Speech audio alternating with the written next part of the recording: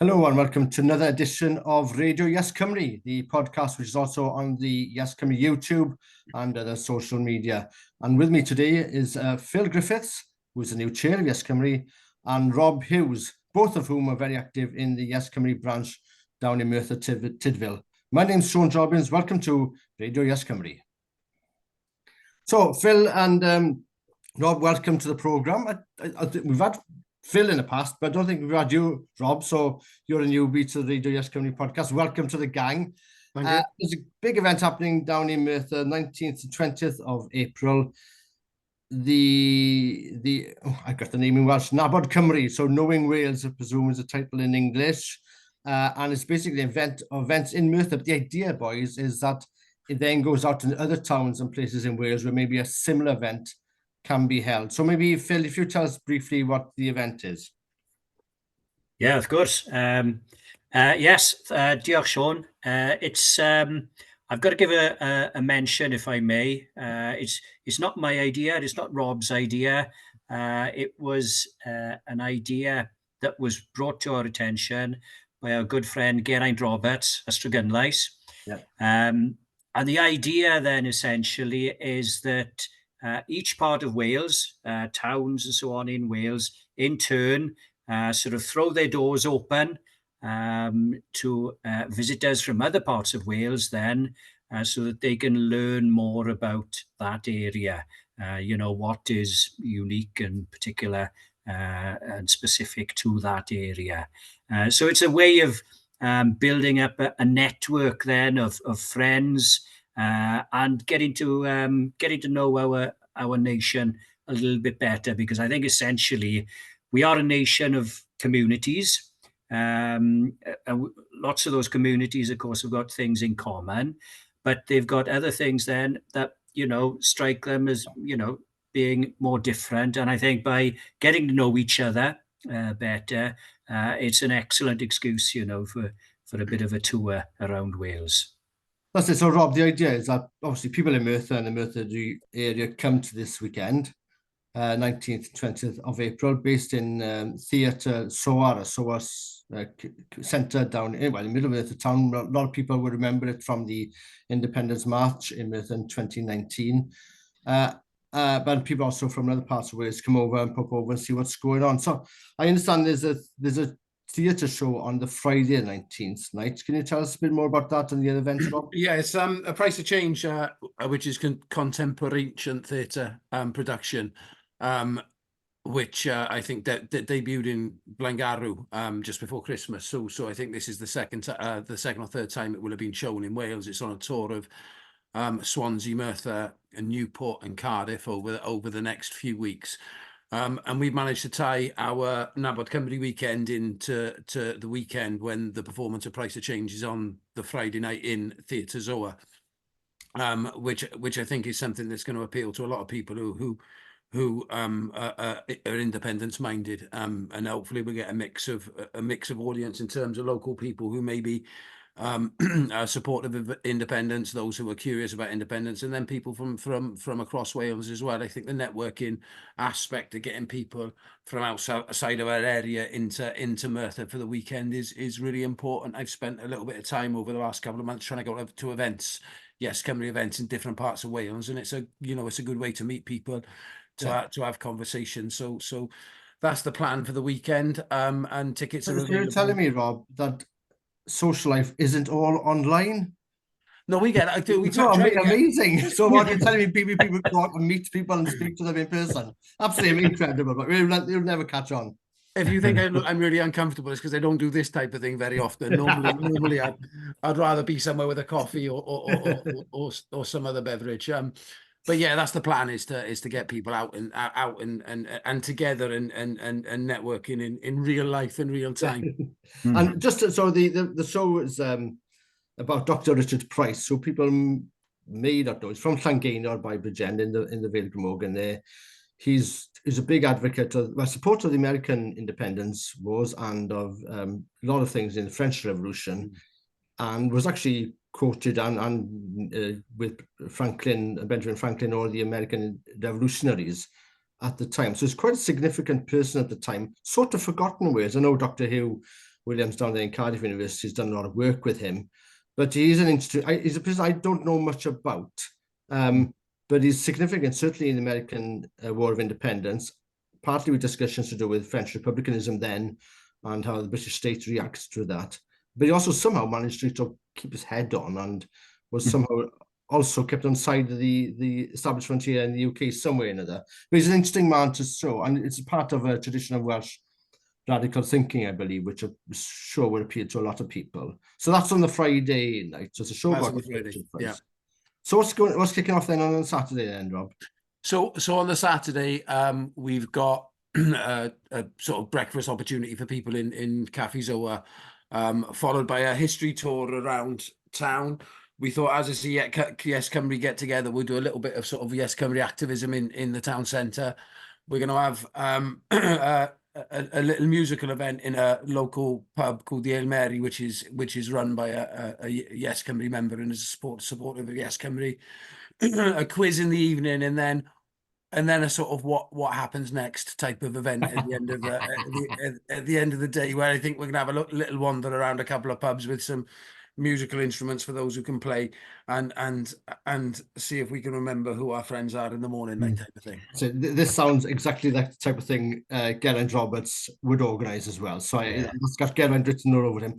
The name of the pub again, Rob, so we give a big shout out to the name of the pub. Yeah, the pub is run by a member of YesCymru, and it's in Merthyr on Portmorlais West. It's Ale Mary is Ale Mary, fine. So Ale Mary.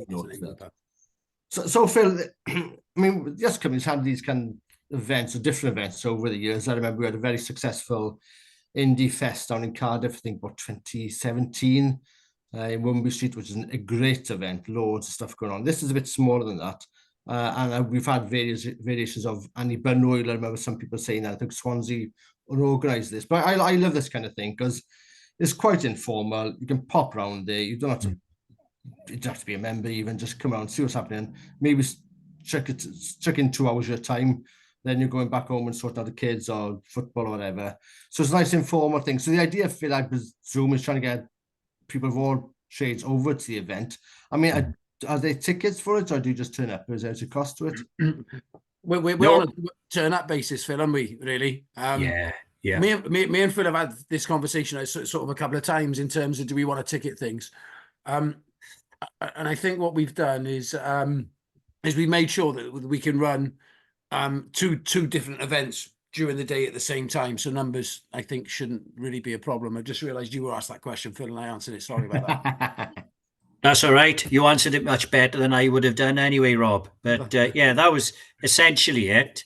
And the guided tour, then the history tour with Christopher Parry. He's done these before, and he said, you know, if the numbers are higher than sort of 20, 25, then obviously you get a situation where the people at the back can't hear what's going on. So he said he's more than happy to do it in 2 stages, rather than, you know, have a situation where you've got people who you know don't get the full effect of his tours. So he very kindly offered. He said, "Well, you know, what sort of theme, what sort of period would you like me to cover?" And well, there is only one, isn't there? You know, even though there is more than one strand or string to Merthyr's bow. I think when we put the feelers out there, it was very much the events leading up to and including the Merthyr Rising.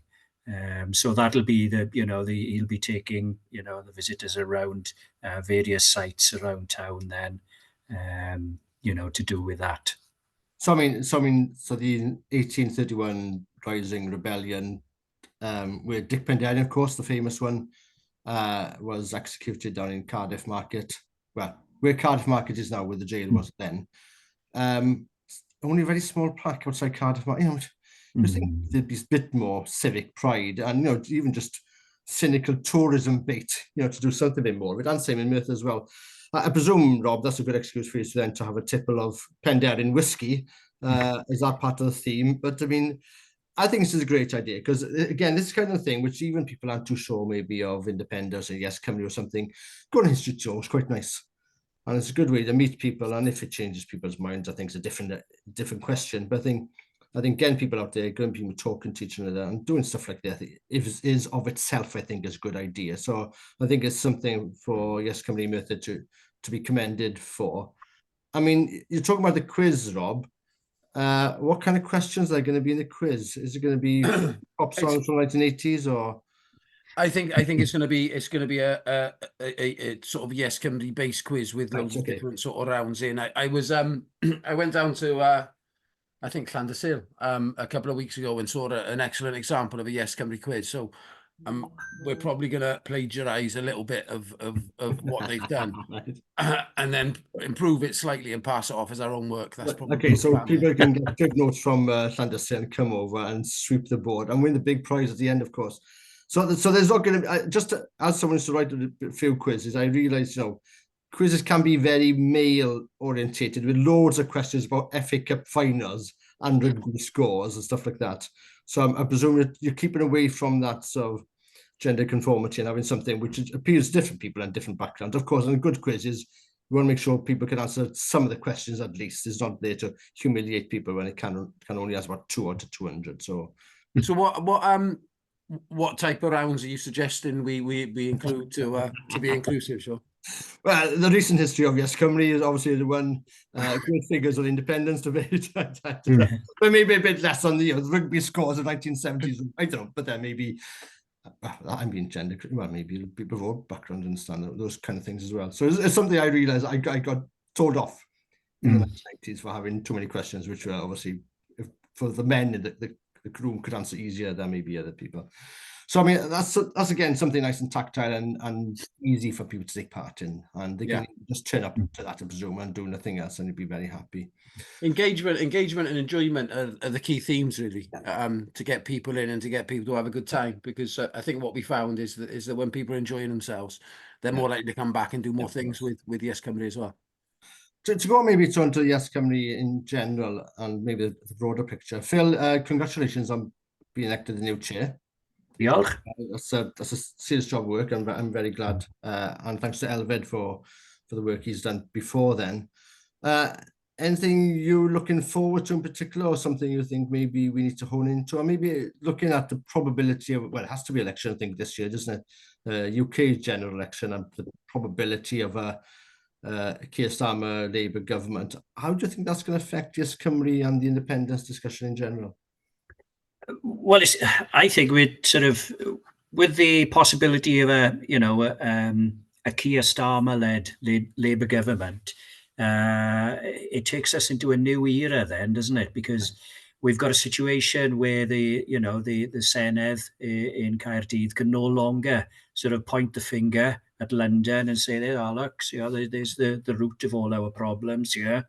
And maybe that clear red water will be put to the test, once again. But I think it's going to be good for the independence movement, because the government in the Senedd in Caerdydd will no longer be able to point the finger at Westminster and say, well, that's why things are this bad. So that's interesting. To have a discussion about this, because the argument I've heard from other people is that having a Labour, something around half people who vote Labour are supportive of independence.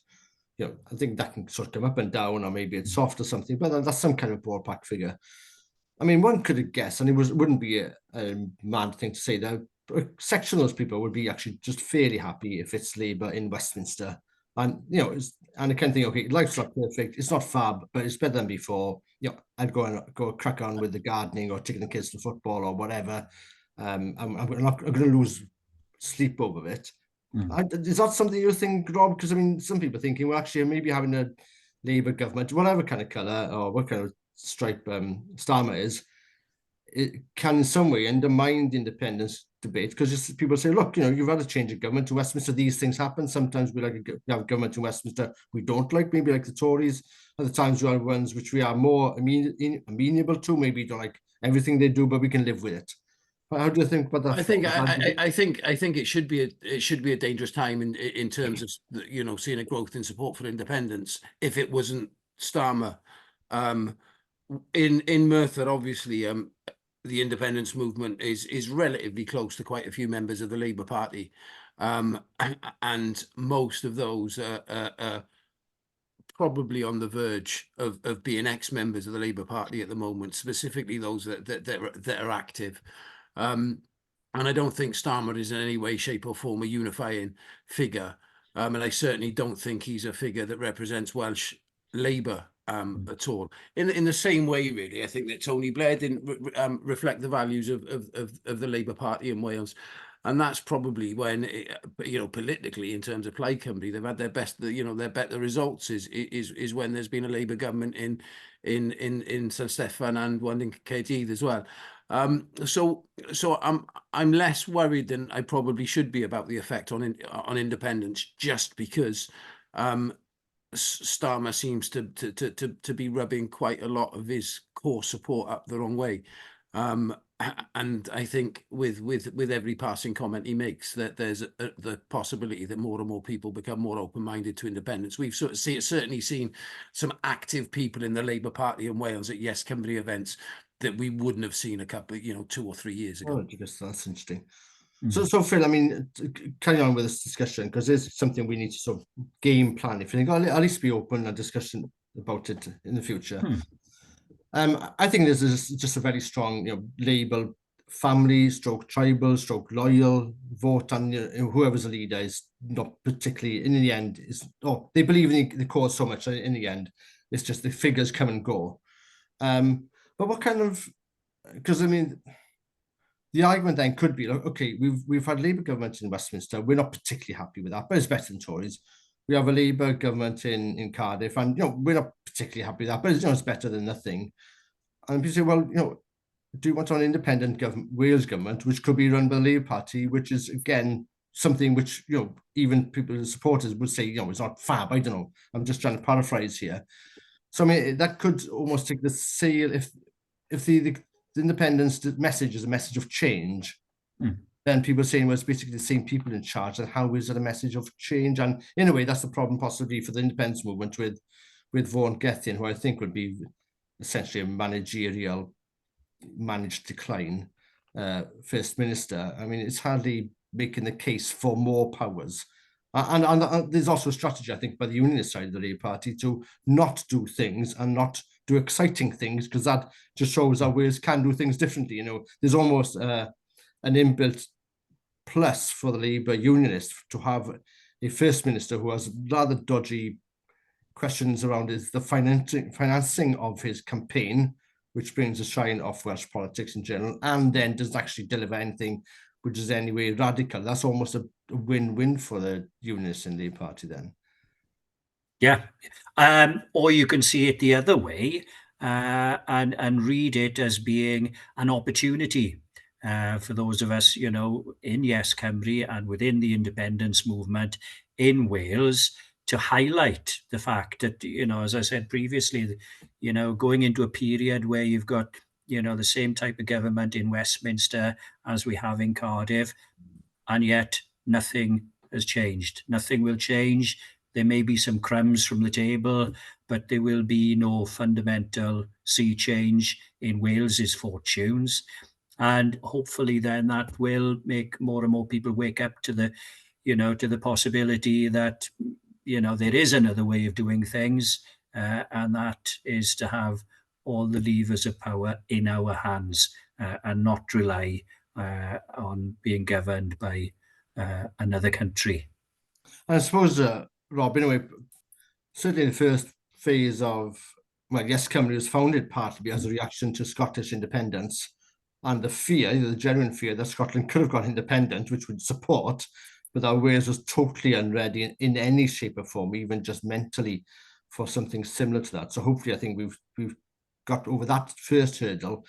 But we've also, I think Scotland's now off the agenda. It seems to me that the whole question of independence has just gone. It died. It was meant to be, let's say 5 months' time, was it? It was meant to be in October. 2023, or it's meant to have been by now. now. I can't see anything happening for the next 10 years or so, I think. And of course, by then, the S&P's fortune could go up and down. So, I mean, we really are, in some respect, the next year is going to be quite interesting because it's a total change of scene, isn't it? So the fear was that of independence for Scotland would force people in Wales to decide what they want to do. That seems to be on the back burner at the moment. The second thing was the Tories in Westminster were some kind of, showing the limits of devolution and also how Wales could do things better. That's going to change probably with the Labour government to Westminster. So the movement, we all need to maybe think again about what we're doing, why we're doing it, and how we are going to present that change, and why you have the change for the people of Wales. And this party where I think stuff like you're organising with this Nabod Cymru, in Wales begins important, building that base. But I think it's kind of discussion we need to be thinking openly about.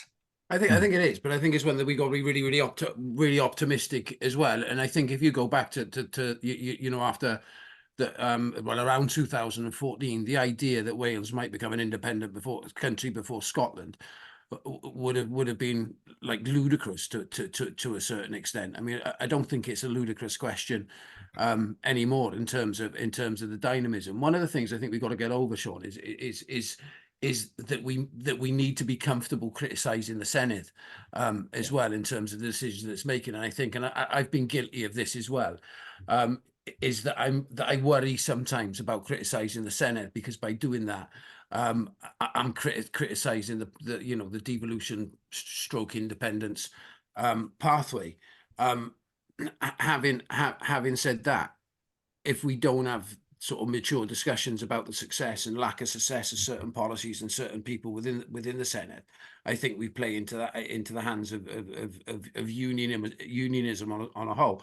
And one thing that I have seen developing, I think, over the past couple of years is a hardening of sort of a unionist position in Wales.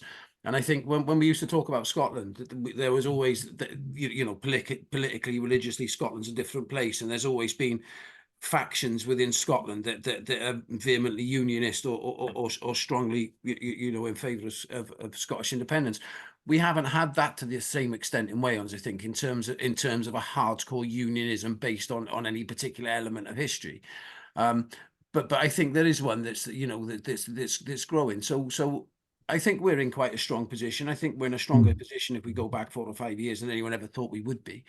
And I just think we need to be ready to have sort of difficult conversations sometimes about, about who governs us, and be able to criticise our form of government in order to be able to make it better. And I think we've been a little reticent in doing that in the past.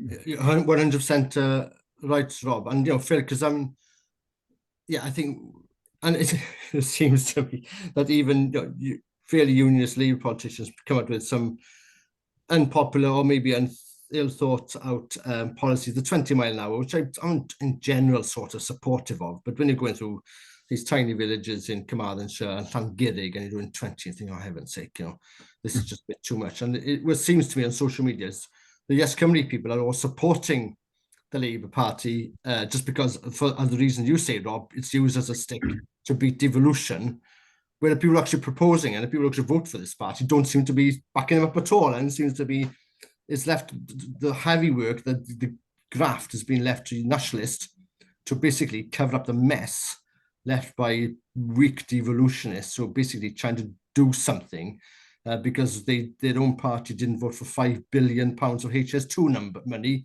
and they're faffing about with 20 mile an hour rules because they haven't got anything else to do or more money to spend on. And they, of course, depend on us lot to bail them out because their own party members can't be bothered because half of them don't believe it in any case.